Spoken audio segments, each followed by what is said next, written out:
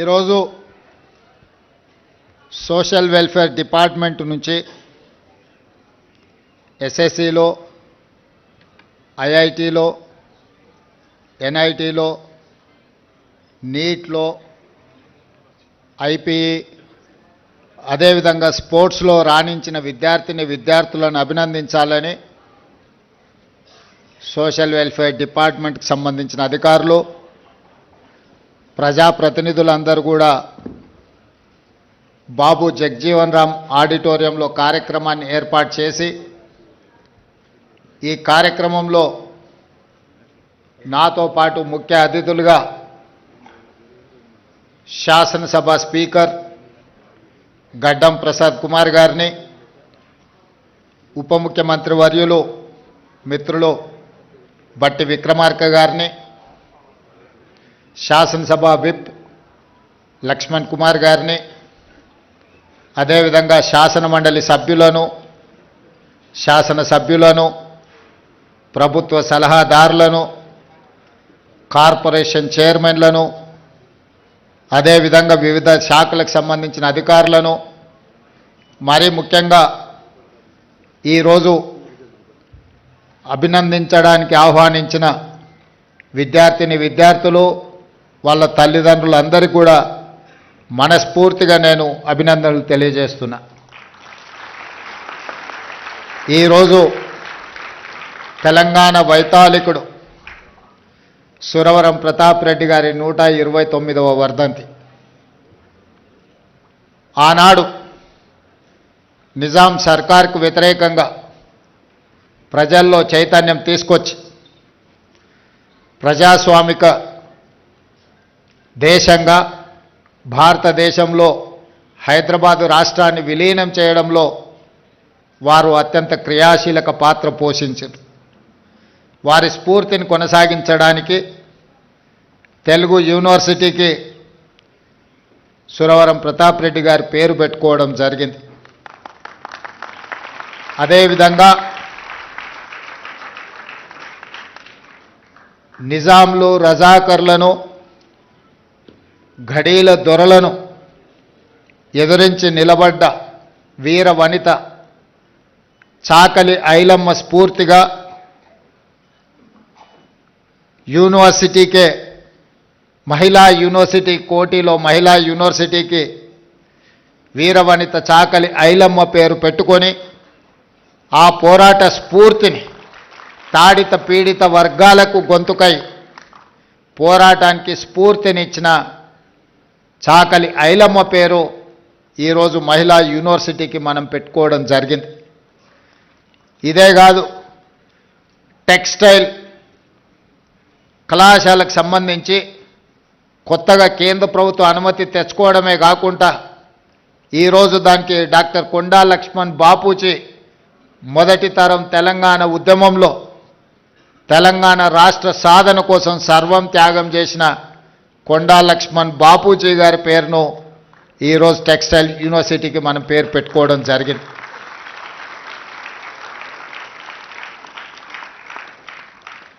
ఈరోజు ఈ అంశాలన్నింటిని కూడా మీ ముందు ప్రస్తావించడానికి ప్రధానమైన కారణం సమాజంలో రుగ్మతలను తొలగించి, అసమానతలను తొలగించి సమాజాన్ని నిర్మించాలనుకుని ప్రజల కోసం పాటుపడ్డ వాళ్ళు చరిత్రలో శాశ్వతంగా నిలిచిపోతారు. వాళ్ళ స్ఫూర్తితోని ఈ ప్రభుత్వం ఇందిరమ్మ రాజ్యం ఏర్పడ్డది. ఈనాడు ఈ వేదిక మీద మిత్రులు బట్టి విక్రమార్క గారు కావచ్చు, గడ్డం ప్రసాద్ కుమార్ గారు కావచ్చు, లేకపోతే డాక్టర్ కావ్య కావచ్చు, వంశీ కావచ్చు, డాక్టర్ లక్ష్మీకాంతరావు కావచ్చు, డాక్టర్ కవ్వంపల్లి సత్యనారాయణ కావచ్చు, లేకపోతే నాగరాజ్ ఐపీఎస్ కావచ్చు, వీళ్ళందరూ వేదిక మీద ప్రజాప్రతినిధులుగా చట్టసభలకు ప్రాతినిధ్యం వహించడమే కాకుండా వీళ్ళందరికీ కన్వీనర్గా పనిచేస్తున్న డాక్టర్ మల్లు రవి గారు కావచ్చు, వీళ్ళందరి జీవితంలో ఎందుకు రాణించిండ్రు? ఈరోజు చిన్న వయసులోనే వంశీ ఎంపీ కావడము, కావ్య డాక్టర్గా రాణించడమే కాకుండా ఈరోజు పార్లమెంట్ సభ్యురాలుగా ప్రాతినిధ్యం వహిస్తున్నదంటే దీనికి ప్రధానమైన కారణం ఈ దేశానికి స్వతంత్రం ఇప్పించిన కాంగ్రెస్ పార్టీ పండిత్ జవహర్లాల్ నెహ్రూ గారు మొట్టమొదటి ప్రధానమంత్రిగా ఈ దేశ ప్రజలు పరిపాలన చేసుకోవడానికి అవసరమైన రాజ్యాంగాన్ని రచించుకోవడానికి డాక్టర్ బాబాసాహెబ్ అంబేద్కర్ గారి నాయకత్వంలో ఈ రాజ్యాంగాన్ని దేశానికి అందించడం జరిగింది. డాక్టర్ బాబాసాహెబ్ అందించిన రాజ్యాంగం ఆ స్ఫూర్తి ఈనాడు కాంగ్రెస్ పార్టీ ఎస్సీ ఎస్టీ రిజర్వేషన్లు అందించడం ద్వారా సమాజంలో అణిచివేతకు గురైతున్న వీళ్లను పాలితులుగా ఉన్న దళితులను గిరిజనులను పాలకులుగా తయారు చేసి పాలసీలను ఈ దేశానికి అందించే అవకాశం కాంగ్రెస్ పార్టీ ఇచ్చింది. అందుకే వీళ్ళు చదువుకొని విద్యలో ఉద్యోగాలలో వృత్తి నైపుణ్యంలో కాంగ్రెస్ పార్టీ అందించిన రిజర్వేషన్లను అందిపుచ్చుకొని డాక్టర్లుగా ఐపీఎస్లుగా ప్రజాప్రతినిధులుగా ఈరోజు ఈ సమాజంలో రాణించి ఈరోజు ఈ వేదిక మీద నిలబడి మీకు ఆదర్శంగా మీ ముందు నించున్నారు. దీనికి ప్రధానమైన కారణం కాంగ్రెస్ పార్టీ, పండిత్ జవహర్లాల్ నెహ్రూ గారు, శ్రీమతి ఇందిరాగాంధీ గారు. మిత్రులారా, ఈరోజు ఈ గౌరవం, ఈ సమాజంలో గుర్తింపు వీళ్ళకు కులం వల్ల రాలేదు, వీళ్ళకు చదువు వల్ల గుర్తింపు వచ్చింది. చదువే ఈరోజు వాళ్ళని గౌరవం తెచ్చిపెట్టింది. ఆ చదువే ఈ వేదిక మీద ఈరోజు కూర్చోబెట్టింది. అప్పుడప్పుడు మేము మంచి ఇంగ్లీష్ మాట్లాడాలి ఎవరైనా ఉన్నారా అన్నప్పుడు గడ్డం వినోద్ గారిని నేను చూపిస్తుంటే హెచ్పిఎస్లో బ్రహ్మాండంగా చదువుకొని ఈరోజు మంచి లాంగ్వేజ్ పట్టు ఉన్న ఒక ప్రజాప్రతినిధిగా గడ్డం వినోద్ గారిని మేము చూపిస్తుంటాం. వీటన్నిటికీ కారణం జీవితంలో మొదటి సక్సెస్ చూసిన ఈరోజు ఎస్ఎస్సి కావచ్చు, ఐఐటి కావచ్చు, ఎన్ఐటి కావచ్చు, లేకపోతే నీట్లో రాణించిన ఈ పిల్లలందరికీ ఒక విషయం అర్థం కావాలి, మీరు మా పిల్లలు, ఈ సమాజంలో భాగస్వాములు. రేపు ఈ తెలంగాణ సమాజం పునర్నిర్మించాలంటే తెలంగాణ సమాజంలో పునర్నిర్మాణంలో మీరు భాగస్వాములు కావాలి. మీరు రాణించాలంటే మీరు చదువులో నైపుణ్యాన్ని ప్రదర్శించాలి. ఈరోజు ఉన్నత శిఖరాలకు మీరు ఎదగాలి అనంటే చదువు ఒక్కటే మీకు లక్ష్యంగా ఉండాలి అనేదే నా యొక్క సూచన. ఈరోజు మిత్రులారా, మీరందరూ ఆలోచన చేయండి. SC ST BC minority EWS వర్గాలుగా ఈరోజు సమాజంలో ఉన్న ఎవరికి వాళ్ళకు వేరే వేరే రెసిడెన్షియల్ స్కూళ్ళు పెట్టడం వల్ల ఒక రకమైన ఆత్మ న్యూనతా భావంలో మనం పెరగవలసిన పరిస్థితి వస్తుంది. ఎందుకు ఈ సమాజం మమ్మల్ని దళితులు కదా అని ఒక పక్కన పెట్టినరా, లేకపోతే గిరిజనులని మమ్మల్ని ఇంకొక పక్కన పెట్టిరా, బలైన వర్గాలని మమ్మల్ని చిన్నచూపు చూస్తున్నారా అని మన మనసులో ఎక్కడో ఒక దగ్గర నిగూఢమైన అభద్రతా భావం ఉంటుంది. వీటిని తొలగించాలి అనంటే మనం అందరం కలిసి చదువుకోవాలి, కలిసి పెరగాలి, కలిసి జీవితాన్ని పంచుకోవాలి. అప్పుడే ఈ ఆత్మన్యూనతా భావం పోతుంది. ఈ సమాజ నిర్మాణంలో మీరు భాగస్వాములు అవుతారు అని ఆలోచన చేసి ఈరోజు రాష్ట్ర ప్రభుత్వం young India integrated residential schools అనే ఒక విధానాన్ని తీసుకొచ్చి ఈ దేశానికి ఆదర్శంగా ఉండే విధంగా 25 ఎకరాలలో ఒక కార్పొరేట్ కాలేజీలతో పోటీ పడే విధంగా ఈచ్ స్కూల్కి 200 కోట్ల రూపాయలు కేటాయించి ఈరోజు మీకు ఒక ఇంటర్నేషనల్ స్టాండర్డ్స్ ఎడ్యుకేషన్ని, not only infrastructure, educational qualification కూడా అక్కడ ఉండే క్వాలిటీ కూడా పెంచాలి అని ఒక లక్ష్యంతో ఈరోజు మేము పనిచేస్తున్నాం. ఈరోజు చాలామంది విమర్శిస్తున్నారు. ఇవాళ పత్రికలో చూసిన ఈ SC ST BC minority EWS పిల్లలకు 200 కోట్ల రూపాయలు పెట్టి 100 అంటే దాదాపుగా 25,000 కోట్ల రూపాయలు ఖర్చు పెట్టి కట్టాల్సిన అవసరం ఉందా అని ఒక పత్రిక రాసింది, ఒక రాజకీయ పార్టీకి సంబంధించిన పత్రిక. కరెక్టే మీ విధానంలో, ఎందుకంటే మీరు అధికారంలో ఉన్నప్పుడు బర్రెలు గొర్రెలు చేపలు చెప్పులు కుట్టుకోండి అనే స్కీములు మీరు తీసుకొచ్చిండ్రు. ఆనాడు బడుగు బలైన దళిత గిరిజన మైనారిటీ వర్గాలు ఏం చేయాలంటే దళితులు చెప్పులు కుట్టుకోవాలి, బలహీన వర్గాలు చేపలు పట్టుకోవాలి, ట్రైబల్స్ పందులు పెంచుకోవాలని గత ప్రభుత్వంలో స్కీములు వచ్చినాయి. మీరు అందరూ చూడండి, గత 10 సంవత్సరాలలో ఏం చెప్పారు? బర్రెలు గొర్రెలు ఇస్తాం, చేపలు ఇస్తాం, చెప్పులు కుట్టుకోండి, మీకు స్కీములు ఇస్తామని చెప్పిండ్రు తప్ప మీకు చదువు చెప్తాం, మీకు రాజ్యాధికారం ఇస్తాం, మీ రాజ్యం నిర్మాణంలో మిమ్మల్ని భాగస్వాములను చేస్తామని చెప్పలేదు. మీ చదువుకున్న నిరుద్యోగ యువకులకు పీజీలు పిహెచ్డీలు చదివి ఇవాళ చాలామంది పేదోళ్ళు, నేను గ్రామీణ ప్రాంతం నుంచి వచ్చిన, గ్రామీణ పరిస్థితులు ఎట్లుంటాయో క్షుణ్ణంగా అవగాహన ఉన్నవాడిగా చెప్తున్నా. తల్లిదండ్రులు ఉపాధి హామీ కూలికి పోయి ఇళ్లల్లో పాచి పనులు చేసి రూపాయి కూడబెట్టి వాళ్ళ పిల్లల్ని ఉస్మానియా కాకతీయ యూనివర్సిటీలకు పంపించి పీజీలు పిహెచ్డీలు చదివిస్తే మళ్ళీ చదువుకున్న యాదోల పిల్లగాడు ఊరికెళ్ళి గొర్రెలు పెట్టుకోవాలంట, దళితుల పిల్లలు చెప్పులు కుట్టుకోవాలంటే దీనికోసం ఆ తల్లిదండ్రులు కష్టపడి పీజీ పిహెచ్డీలు చదివించిందని నేను అడుగుతున్నా. ఎందుకు ఆ 10 సంవత్సరాలలో ఉద్యోగ నోటిఫికేషన్లు ఇవ్వలేదు? ఉద్యోగ నోటిఫికేషన్ల కోసం ఉస్మానియా కాకతీయ యూనివర్సిటీల నుంచి మొదలు పెడితే అశోక్ నగర్ చౌరాస్తా వరకు నోటిఫికేషన్ల కోసం అల్లాడిన పిల్లలు లేరా? తెలంగాణ ఉద్యమంలో ఒక్కరైనా మీ పిల్లలు చచ్చిండ్రా? చచ్చిపోయిన పిల్లలందరూ ఈ పిల్లలే కదా. ఆ పిల్లలు ఉద్యోగాల కోసమే కదా సర్వం త్యాగం చేసింది. తెలంగాణ ఉద్యమంలో ముందు బాగానే నిలబడి పోరాటం చేసింది. వాళ్ళ తల్లిదండ్రులు మా బ్రతుకులు ఎట్లాగూ కూలి నాలి చేసుకొని పల్లెల్లో పేదరికంలో మగ్గిపోయిన మా పిల్లోడు చదువుకుంటే మా జీవితాలు బాగుపడతాయి, దాంతో మా తర్వాతి తరాలు బాగుంటాయన్న ఆలోచనతో చదివిస్తే ఉద్యోగ నోటిఫికేషన్లు ఇవ్వకుండా 10 సంవత్సరాలు వాళ్ళ జీవితాలతో చెలగాటమాడిన వాస్తవం కాదా? ఈరోజు నేను సివిల్ సొసైటీలో పనిచేసే వాళ్ళ తరఫున వాళ్ళు నన్ను కలిసి మాట్లాడినప్పుడు 23-24 సంవత్సరాల యువకుడు పోటీ పరీక్షలకు ప్రిపేర్ అవుదామని హైదరాబాద్కు వస్తే 10 సంవత్సరాలు నోటిఫికేషన్లు ఇవ్వకపోతే వాడి జీవితంలో 23-24 సంవత్సరాల నుంచి 35-36 సంవత్సరాల వరకు జీవితంలో నిలదొక్కుకోకుండా, పెళ్ళి లేకుండా, కుటుంబంతో ఉండకుండా ఈరోజు వాళ్ళ జీవితాలు కాలగర్భంలో కలిసిపోతుంటే ఆ తల్లిదండ్రుల దుఃఖం అనేది కుర్చీలో ఉన్నవాడికి ఉండాలి కదా. మీ కుటుంబంలో పార్లమెంటు కోడిపోతే 6 నెలలు తిరగకముందే ఉద్యోగం ఇచ్చుకున్నారు. మీ బంధువులను ప్రజలు తిరస్కరిస్తే ఎంబడెంబడే నామినేట్ పదవులు ఇచ్చుకున్నారు. మీ పిల్లలకి ఎప్పుడు ఉద్యోగాలు ఉండాలి, మీ పిల్లలకు పెద్ద పెద్ద ఫామ్ హౌస్లు ఉండాలి, మీరు ఆగర్భ శ్రీమంతులుగా బెంచ్ కార్లలో తిరగాలి.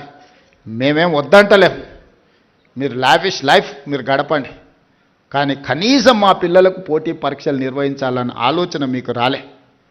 ఇవాళ మా ప్రభుత్వం వచ్చిన మొదటి సంవత్సరంలో ఆన్ రికార్డ్ నేను ఛాలెంజ్ చేస్తున్న, ఈ దేశంలో ఏ రాష్ట్ర ముఖ్యమంత్రినైనా, ఏ ప్రభుత్వమైనా, ఏ పాలకులైనా ఒక్క సంవత్సరంలో 59,000 ప్రభుత్వ ఉద్యోగాలు ఇచ్చిన ఎవరైనా ముఖ్యమంత్రి రాష్ట్ర ప్రభుత్వం ఉంటే వాళ్ళు విధించే ఏ శిక్షకైనా నేను మా ఉప ముఖ్యమంత్రి గారు సిద్ధంగా ఉన్నాము. మా ప్రభుత్వం, మా మంత్రివర్గం మొదటి సంవత్సరంలో 59,000 ప్రభుత్వ ఉద్యోగ నియామక పత్రాలు ఏ ఎల్బీ స్టేడియంలో మేము మంత్రులుగా ముఖ్యమంత్రిగా ప్రమాణ స్వీకారం చేసినామో అదే ఎల్బీ స్టేడియంలో వాళ్ళందరినీ పిలిపించి నియామక పత్రాలు వాళ్ళ చేతులకు అందించినప్పుడు ఆ పేదవాళ్ళ తల్లిదండ్రుల కళ్ళల్లో చూసిన ఆనందం జీవితకాలం గుర్తుంటుంది. ఎందుకంటే వాళ్ళ పిల్లలు ప్రయోజకులైనప్పుడు ఆ తల్లిదండ్రుల కళ్ళల్లో కనిపించే ఆనందం ఒక గొప్ప అనుభూతి. అది మాటలకు అందదు, మాటలు చెప్పినా సరిపోవు. అట్లా 59,000 మందికి ఎల్బీ స్టేడియంలో మొదటి సంవత్సరంలోనే ప్రభుత్వ ఉద్యోగ నియామకాలు అందించి మాకిచ్చిన అవకాశాన్ని సద్వినియోగం చేసుకునే ప్రయత్నం చేస్తున్నాం. ప్రైవేట్ కార్పొరేట్ కంపెనీల్లో కూడా దాదాపుగా ఈ సంవత్సరన్నరలో 1,00,000 ఉద్యోగాలు లెక్కగట్టి ఈరోజు పెట్టుబడులు తెచ్చి మన చదువుకున్న పిల్లలకు ఉద్యోగాలు అందించినాం. కానీ ఇవి సరిపోవు, నాకు స్పష్టంగా తెలుసు. దాదాపుగా పబ్లిక్ సర్వీస్ కమిషన్ నమోదు చేయించుకుంటే నిరుద్యోగులు పట్టభద్రుల పైన చదువుకున్న వాళ్ళు 20 లక్షల మంది దాకా ఉన్నారు. వీళ్ళందరికీ ప్రభుత్వంలో ఉద్యోగ అవకాశాలు వస్తాయంటే రావచ్చు, రాకపోవచ్చు. కానీ ప్రభుత్వం పెట్టవలసిన పోటీ పరీక్షలు పెట్టి ఫలితాలను ప్రకటిస్తే వాళ్ళు జీవితంలో ఇంకో ఓపి ప్రయాణం చేస్తారు. పరీక్షలు పెట్టకుంటుంటే ఆ పరీక్షల కోసమే 10 సంవత్సరాలు అశోక్ నగర్లను, అమీర్పేట్ చౌరస్తాలను, దిల్సుఖ్ నగర్లను కోచింగ్ సెంటర్ల చుట్టూ తిరుక్కుంటూ యుక్త వయసు మొత్తం కాలగర్భంలో కలిసిపేసిన తర్వాత వాళ్ళు ఎందుకు ఉపయోగపడతారు? అందుకే పోటీ పరీక్షలు ఎంబడెంబడే పెడితే గత 10 సంవత్సరాలలో పరీక్షలు పెట్టట్లేదని రోడ్ల మీద ధర్నాలు చేసిన నిరుద్యోగ యువకులు ఇంత మీద పరీక్షలు పెడితే ఎట్లా కొంత వాయిదా వేయండి అని ధర్నాలు చేసిన చరిత్ర ఎప్పుడైనా ఉందా? మొదటిసారి మన ప్రభుత్వంలో మొదటి సంవత్సరంలోనే ఆ సిచ్యువేషన్ చూసినాం. నా బాధ, నా ఆవేదన ఒక్కటే, నా ఆలోచన ఒక్కటే, పరీక్షలు వాయిదాలు పెట్టినా కొద్దిగా ఆ పిల్లలు ఇంకో పని చేసుకోరు, ఇంకొక దానికి ప్రిపేర్ అవ్వరు. 65 రోజుల్లో 11,000 మంది టీచర్ల నియామకాలు చేపడితే 3 లక్షల మంది పరీక్షలు రాసింది. ఉద్యోగాలు ఇచ్చింది 11,000 మంది. మరి దాదాపుగా 2,89,000 మంది ప్రత్యామ్నాయం ఎత్తుకుంటారు. పరీక్ష అయిపోయి ఫలితాలు వస్తే ఇక మాకు ప్రభుత్వ టీచర్ ఉద్యోగానికి అవకాశం లేదు, మేము జీవితంలో ఇంకో ప్రయత్నం చేసుకోవాలి, ఇంకో పని చేసుకోవాలని ఆ దిశగా వాళ్ళు ఆలోచన చేసుకునే అవకాశం ఉంటుంది. ఈ రకంగా గ్రూప్ 1 పరీక్షలు 563 కంబైన్డ్ స్టేట్లో కూడా అన్ని ఉద్యోగాలు ఎప్పుడు ఇవ్వలే. ఆనాడు గ్రూప్ 1 పరీక్షలు మీకు తెలుసు, గత ప్రభుత్వం పరీక్షలు పెడతామని చెప్పి పెట్టి ప్రశ్న పత్రాలు జిరాక్స్ సెంటర్లలో పల్లి బఠానీలలాగా అమ్మి వాళ్ళకు కావాల్సిన వాళ్ళను పరీక్షలలో పాస్ చేసుకున్న పరిస్థితి వస్తే పట్టుకొచ్చి లోపలేసి రద్దు చేసి కొత్త పరీక్షలు పెట్టినాం. దాదాపు 5 లక్షల మంది ఈరోజు ఆ పరీక్షలకు ప్రిపేర్ అయినారు. నియామక పత్రాలు అందించేటప్పుడు వండుకున్న వంట నోట్లో పెట్టుకునే సందర్భంలో ఈరోజు కింద పడేసి పొలిటికల్ లిటిగేషన్స్ ఈరోజు కోర్టులు వేసి నియామక పత్రాలు అందకుండా ఆపినరు. ఇది ఒక ఆవేదన. ఎందుకంటే సమాజానికి మంచి చేద్దాం అనుకున్నప్పుడు కొంతమంది ఇట్లాంటి వాళ్ళు ఉంటారు. ఇవాళ group 1, group 2, group 3, group 4 exams పారదర్శకంగా నిర్వహించడమే కాకుండా ఫలితాలను ప్రకటించి నియామక పత్రాలు అందించి తెలంగాణ రాష్ట్ర ప్రభుత్వం తన బాధ్యతను నెరవేర్చాలనుకుంటుంటే ఈరోజు గ్రూప్ 1లో 563 మంది స్టేట్ లెవెల్ ఆఫీసర్స్ని ఈరోజు 89% ఎస్సీ ఎస్టీ బీసీ మైనారిటీలు సెలెక్ట్ అయినారు. అందులో 89% గ్రూప్ 1 పరీక్షల్లో దాదాపుగా ఎస్సీ ఎస్టీ బీసీ మైనారిటీలు ఈడబ్ల్యూఎస్ వాళ్ళు ఈరోజు సెలెక్ట్ అయినారు. ఇవాళ నోటి కాడికొచ్చిన ముద్దను ఎవడో కింద పడేసి మట్టి పాలు చేస్తే ఆ తల్లిదండ్రుల దుఃఖం ఎట్లుంటుందో ఒకసారి ఆలోచన చేయండి. ఇవాళ 563 మంది గురించి నేను మాట్లాడతలేదు. పరీక్షలు రాసిన వాళ్ళు ప్రత్యామ్నాయంగా ఏదైనా ఎత్తుకుందామనే సందర్భంలో ఈ ఉన్న పరీక్షల ఫలితాలను వాయిదా పెట్టడంతో వాళ్ళకు మళ్ళీ ఒక ఆశ, ఏమన్నా మళ్ళీ పరీక్షలు వస్తాయో, ఇవి రద్దు అవుతాయో, మళ్ళీ చదవాలనేమో. మళ్ళీ చదవాలంటే ఇప్పుడు నేను ఎక్కడికో పోతే మళ్ళీ వెనకొచ్చి చదువుకోవాలన్నా లేదా? త్రిశంకు స్వర్గంలో ఈరోజు మళ్ళీ 5 లక్షల మంది నిరుద్యోగ యువకులను గతంలో 10 సంవత్సరాలు పరీక్ష నిర్వహించని పార్టీలు ఈరోజు ఈ కేసులు వేసి ఈ విద్యార్థులను ఇరుక్కున పెడుతున్నాయి. 2011 తర్వాత గ్రూప్ 1 పరీక్షలే నిర్వహించలేదు. 15 సంవత్సరాలైంది గ్రూప్ 1లో. ఆయల్ల గ్రూప్ 1 రాద్దాం అనుకున్నోడు ఇవాళ 15 ఏళ్ళ వరకు పరీక్షలు పెట్టలేదంటే వాళ్ళ వయసు ఎంత ఉంటుందో మీరు ఒకసారి ఆలోచన చేయండి. ఇదొక సోషల్ ఇష్యూ కింద మారుతున్నది, సామాజిక సమస్య కింద మారుతున్నది. ఇట్లాంటి వాళ్ళను మీరు విద్యార్థులు అందరూ నిశ్చితంగా గమనించాలి. ఇలాంటి వాళ్ళను ఎక్కడైనా ఎదురుపడితే అడగాలి, ఎందుకయ్యా మా ఉద్యోగాలకు అడ్డం పడుతున్నారు? ఎవరైనా వాళ్ళ ఎన్నికలు ఒక 6 నెలలు ఆగుతారా? వాళ్ళ ఇంట్లో ఓడిపోతే 6 నెలలు కూడా ఒక్కరికి కూడా ఆపకుండా ఉద్యోగాలు ఎంబడెంబడే ఇచ్చారు. కానీ మన పిల్లల ఉద్యోగాలకు వచ్చేటప్పటికి వాళ్ళకు ప్రతిదీ రాజకీయమే. అందుకే ఈరోజు మన పిల్లల్ని ప్రోత్సహించాలి, వాళ్ళని అభినందించాలి, స్వయంగా వాళ్ళని కలవాలి. ఇక్కడున్న అందరు నేను అడుగుతున్న, తెలంగాణ వచ్చిన 10 సంవత్సరాలలో ఎప్పుడన్నా ముఖ్యమంత్రిని కలిసిరా? మీరు కలిసిన ఎవరైనా? కలిసిన వాళ్ళు ఎవరైనా ఉంటే చేయొద్దండి. కానీ నేను మిమ్మల్ని రెగ్యులర్ కలుస్తూనే ఉన్నా కదా. ఇది తేడా. ప్రజాపాలనకు దొరల పాలనకు. ముఖ్యమంత్రి అంటే ఆకాశంలోకి వెళ్ళి ఊడిపడ్డ పదవి కాదు, అది ప్రజలు ఆశీర్వదించే, ముఖ్యంగా దళితులు, గిరిజనులు, ఆదివాసీలు ఆశీర్వదిస్తే ఈ కుర్చీ వస్తుంది. ఆ కుర్చీ వాళ్ళ కోసం కాకుండా మన కోసం వినియోగించుకోవడం కాదు. అందుకే మీ మధ్యలో ఉండాలి, మీతో ఆలోచనలు పంచుకోవాలి. ఇదే కాదు, సివిల్స్ గతంలో మన దగ్గర ఐఏఎస్లు ఐపీఎస్లు సెలెక్ట్ తక్కువ అయ్యేవాళ్ళు. ఎందుకంటే కోచింగ్కి వెళ్ళాలంటే ఢిల్లీకి వెళ్ళాలనో ఇతర ప్రాంతాలకు వెళ్ళాలన్నట్టుగా ఉండే. మన దగ్గర ఉన్న కోచింగ్ సెంటర్లు లిమిటెడ్. అందుకే బట్టి విక్రమార్క గారితో మాట్లాడి సింగరేణి సంస్థ నుంచి సివిల్స్కు ప్రిలిమ్స్ పాస్ అయినా మెయిన్స్ పాస్ అయినా వాళ్ళ ఫీజుల కోసం ప్రోత్సాహం అందించాలని రాజీవ్ అభయ హస్తం కింద వాళ్ళకు లక్ష రూపాయలు మొదటి విడత, రెండోసారి ₹1,00,000 ఇస్తే ఈరోజు చాలామంది మన గిరిజనులు, మన బీసీల పిల్లలు ఐఏఎస్లు ఐపీఎస్లు క్లియర్ చేసింది. ఆ పిల్లలు కలవడానికి వచ్చినప్పుడు ఐ ఫెల్ట్ వెరీ హ్యాపీ. ఎందుకంటే అరే మన పిల్లలు సాధించారు, మన రాష్ట్రానికి వచ్చినా రాకపోయినా ఏ రాష్ట్రంలో అయినా ఐఏఎస్లు ఐపీఎస్లుగా వాళ్ళు ఉంటే, కేంద్ర ప్రభుత్వంలో ఉంటే మన రాష్ట్రానికి ఉపయోగం ఉంటుంది. ఇవాళ ఇక్కడికి వచ్చిన పిల్లలందరికీ నా సూచన ఒక్కటే, మీరు జీవితంలో తొలి మెట్టు ఎక్కబోతున్నారు. ఇప్పుడు ఎన్నో అట్రాక్షన్స్ ఉంటాయి, లైఫ్ అంతా కలర్ఫుల్గా కనిపిస్తుంటుంది, రకరకాల ఫ్రెండ్స్ ఉంటారు, అన్ని రకాల వాళ్ళు ఉంటారు. మనం నెక్స్ట్ లెవెల్కి వచ్చినప్పుడు ఇంటర్ నుంచి డిగ్రీయో లేకపోతే ఇంజనీరింగో లేకపోతే డాక్టర్లు పోయినప్పుడు ఇవన్నీ కూడా మనల్ని అట్రాక్ట్ చేస్తుంటాయి.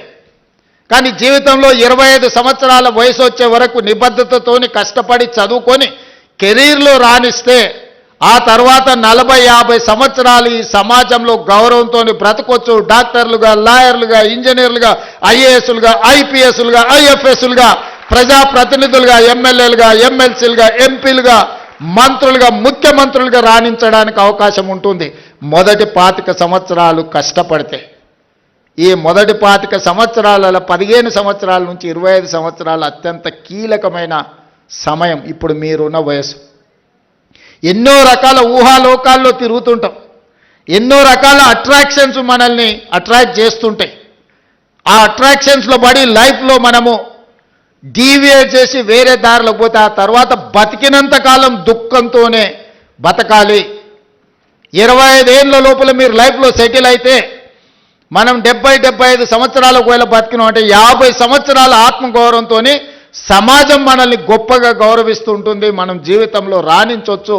మన తల్లిదండ్రులు మా పిల్లోడు డాక్టర్ అనో ఇంజనీర్ అనో గర్వంగా గ్రామంలో చెప్పుకుంటే అది ఒక గొప్ప అనుభూతి. కానీ మొదటి 25 సంవత్సరాలు ముఖ్యంగా 15 ఏళ్ళ నుంచి 25 ఏళ్ళ వయసులో తప్పుదారి పడితే ఆ తర్వాత జీవితాంతం తల్లిదండ్రులు కూడా తలదించుకునే పరిస్థితి. మన కన్న తల్లిదండ్రులకు, మనం పెరిగిన గ్రామానికి కూడా చెడ్డ పేరు వస్తుంది. ఇవాళ ఇక్కడికి వచ్చిన విద్యార్థులకు కష్టపడండి, మీలో టాలెంట్ ఉంది, మీలో సెల్ఫ్ కాన్ఫిడెన్స్ ఉంది. ఉన్న వేదిక మీదకి వచ్చిన పిల్లల్ని చూస్తే మాకు సర్ప్రైజ్, మేము చదువుకుంటాం మాకంత కాన్ఫిడెన్స్ కానీ మాకు అట్లాంటి అవకాశం కానీ ఎప్పుడు రాలే. నేను కూడా మొత్తం గవర్నమెంట్ స్కూళ్ళలోనే చదువుకుంటూ వచ్చిన ఇంటర్మీడియట్ వరకు. మాకెప్పుడు ఇట్లా మంత్రులను, ముఖ్యమంత్రులను కలిసి లేకపోతే మేము మా లైఫ్లో మా ఎడ్యుకేషన్లో మేము సక్సెస్ చూసినాం అని మమ్మల్ని ఎవరు పిలిచిన వాళ్ళు కానీ, అభినందించిన వాళ్ళు కానీ, షేక్ హ్యాండ్ ఇచ్చిన వాళ్ళు కానీ లేరు. కానీ ఈరోజు మీ సెల్ఫ్ కాన్ఫిడెన్స్ పిల్లల్ని ఒకరొకరిని చూస్తుంటే నాకు నిజంగా చాలా సంతోషం అనిపించింది. మా పిల్లలు ఖచ్చితంగా రాణించగలుగుతారు. వాళ్ళ తల్లిదండ్రులకు, వాళ్ళ పుట్టిన ఊరికే కాదు, ఈ రాష్ట్రానికి కూడా ఒక గొప్ప పేరు తీసుకొస్తారు. ఈ రాష్ట్ర పునర్నిర్మాణంలోనే కాదు, ఈ దేశానికే ఒక గొప్ప నాయకత్వాన్ని అందించే గొప్ప వ్యక్తులు మీరు అవుతారని నాకు సంపూర్ణమైన విశ్వాసం ఉంది. ఇవాళ ప్రభుత్వ పాఠశాలలో 29,533 ప్రభుత్వ పాఠశాలలు ఉన్నాయి.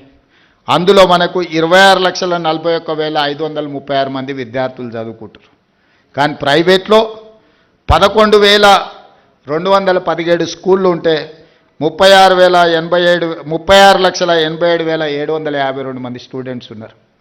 మరి నేను ఒకటే అడుగుతున్నా ఈ వేదిక మీద నుంచి మా సిబ్బందిని కానీ, ప్రజాప్రతినిధులు కానీ, ఇక్కడికి వచ్చిన విద్యార్థులు, ప్రైవేట్లో 11,000 స్కూళ్ళల్లో 36 లక్షల మంది చదివితే గవర్నమెంట్లో 26,000 స్కూళ్ళల్లో 24 లక్షల మంది చదువుకుంటున్నారు. ఎక్కడో మనం ఇంకా మన విశ్వాసాన్ని పెంపొందించుకోవాల్సిన అవసరం ఉంది. నమ్మకం కలిగించాలి. ఈరోజు పేదలకు సంపూర్ణమైన విశ్వాసం ప్రభుత్వ పాఠశాలల్లో రెసిడెన్షియల్స్ కావచ్చు, కస్తూర్బా కావచ్చు, అంగన్వాడీ కావచ్చు, పునాదులు పడాలి. ఈరోజు దాన్ని తీర్చిదిద్దాలి అని ఈరోజు మా ప్రభుత్వం నిర్ణయం తీసుకున్నది.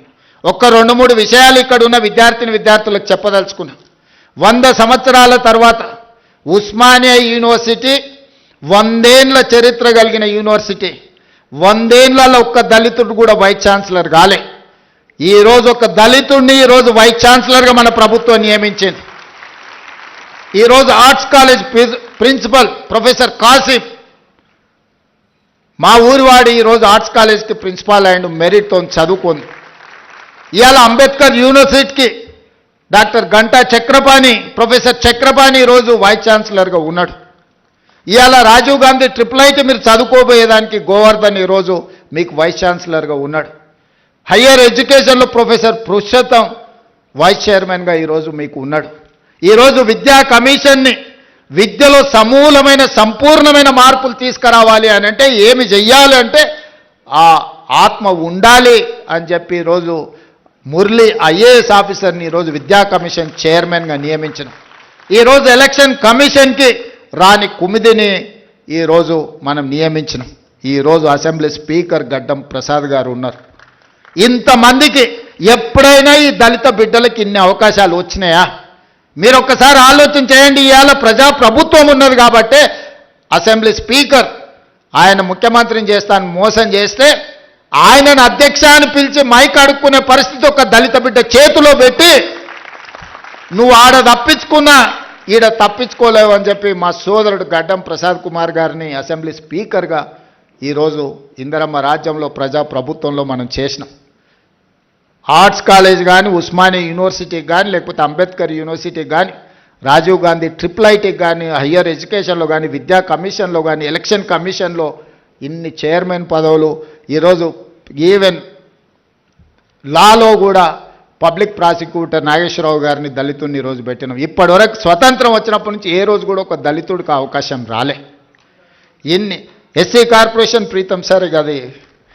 సో నేను అనేది ఏంటి అంటే ఇవన్నీ కూడా కులం ఒక్కదాంతోనే అవకాశాలు రాలే, వాళ్ళు చదువుకున్నారు కాబట్టి ఇవాళ అవకాశాలు వచ్చినాయి. ఇవాళ ఫైనాన్స్ మేము తీర్చిదిద్దుతున్నాం అంటే సెంట్రల్ యూనివర్సిటీ స్టూడెంట్ ఈరోజు డిప్యూటీ సీఎంగా సెంట్రల్ యూనివర్సిటీలో చదువుకొని రాణించిన మల్లు బట్టి విక్రమార్క గారు ఈరోజు ఆర్థిక మంత్రిగా డిప్యూటీ సీఎం ఉన్నాడు కాబట్టి ఈ నిధులన్నిటిని కూడా ఒక సిస్టమేటిక్గా స్ట్రీమ్ లైన్ చేసి మీ దగ్గరికి పంపిస్తున్నాం. దీనికంతా చదువే కారణం. దేశ భవిష్యత్తు తరగతి గదుల్లో ఉంది. ఇవాళ మీరు కష్టపడి చదువుకొని రాణిస్తే ఈ రాష్ట్రానికే మీరు నాయకత్వం వహించే అవకాశం వస్తుంది. మీరందరూ రాణించాలని, మీ జీవితం ఉజ్వలంగా ఉండాలి అని, ఈ ప్రభుత్వం మీకు అండగా నిలబడుతుంది అని, రేవంత్ అన్న అని మీరు ఎప్పుడు పిలిచినా మీకు పలికే నాయకుడిగా మీకు తోడుగా నేను ఉంటానని, మా పిల్లలు రాణించాలి, మా పిల్లలు బాగుండాలి అని నిండు మనసుతో ఈ వేదిక మీద ఉన్న మేమందరం కోరుకుంటున్నాము. మీ మంచే మా మంచి. ఈరోజు ఏది జరిగినా మీరు బాగుంటే ఈ రాష్ట్రం బాగుపడుతుందని సంపూర్ణంగా నమ్ముతూ ఈ పిల్లలందరికీ మనస్ఫూర్తిగా అభినందన తెలియజేస్తున్నా. రాణించండి. ఈరోజు స్పోర్ట్స్ కోసం కూడా ఈరోజు young India skill university, skills లేని వాళ్ళకి స్కిల్స్ నేర్పడానికి యంగ్ ఇండియా స్కిల్స్ యూనివర్సిటీ ప్రారంభించినాం. అదేవిధంగా స్పోర్ట్స్లో రాణించడానికి యంగ్ ఇండియా స్పోర్ట్స్ యూనివర్సిటీని ఈరోజు పెట్టినాం.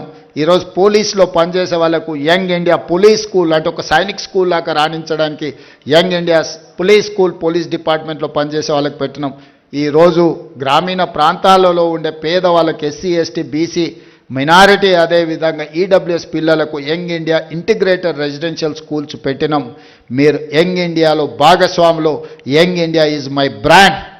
మీరు నా బ్రాండ్ అంబాసిడర్లను తెలియజేస్తూ మీ అందరిని అభినందిస్తూ సెలవు తీసుకుంటున్నారు. ధన్యవాదాలు మిత్రులారా.